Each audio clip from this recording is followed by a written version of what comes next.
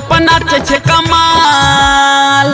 एक तो देखे में बबाल, ओइ पर नाचे छे कमाल। गे जवानी के संभाल के न छौड़ा के बरदास हेते तोहरे गे तोहरे चक्कर में गोरकी। गे बिछौना कते के नाश हेते तोहरे चक्कर में गोरकी। गे बिछौना कते के नाश हेते तोहरे चक्कर में गोरकी।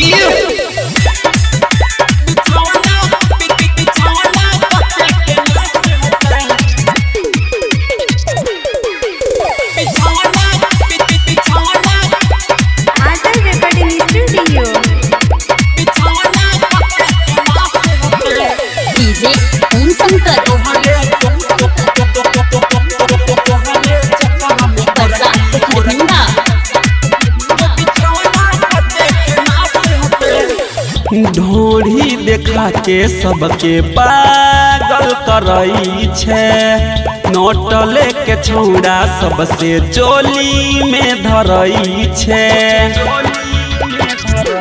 हो गे ढोरी देखा के सबके पागल करई छे। नोट लेके छौड़ा सबसे चोली में धरई छे। नाचे कम रहिला के सबके दिल धड़का के।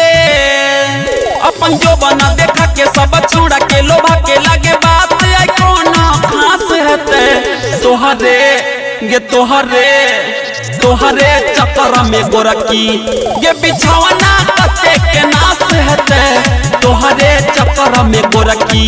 गे बिछौना कते के नाश हेते तोहरे चक्कर में गोरकी।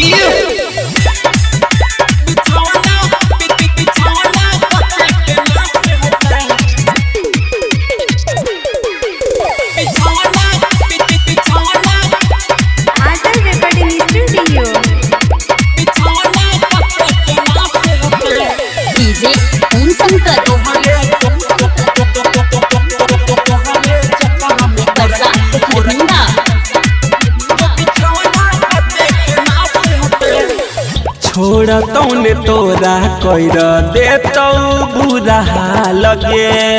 बूढ़बो कहै छौ छौड़ी लागै छे तोमा लगे। छोड़ा तौने तोरा कर देतौ बुरा लगे। बूढ़बो कहै छौ छौड़ी लागै छे तोमा लगे। होठ लाली लेतौ चाइट तोहर गाल लेतौ काइट। नची है तू फूला नाइट न त भजे तोगे फाइट। शंभू साहिल के तोरे प्रयास हेते तोहरे गे तोहरे चक्कर में गोरकी। गे बिछौना कते के नाश हेते तोहरे चक्कर में गोरकी। गे बिछौना कते के नाश हेते तोहरे चक्कर में गोरकी। एक तो देखे में बबाल, ओइ पर नाचे छे कमाल। गे जवानी के संभाल के न छौड़ा के बरदास हेते तोहरे गे तोहरे चक्कर में गोरकी। गे बिछौना कते के नाश हेते तोहरे चक्कर में गोरकी। गे बिछौना कते के नाश हेते तोहरे चक्कर में गोरकी। आंचल रिकॉर्डिंग स्टूडियो, जाग बाजार, महत्तर, नेपाल।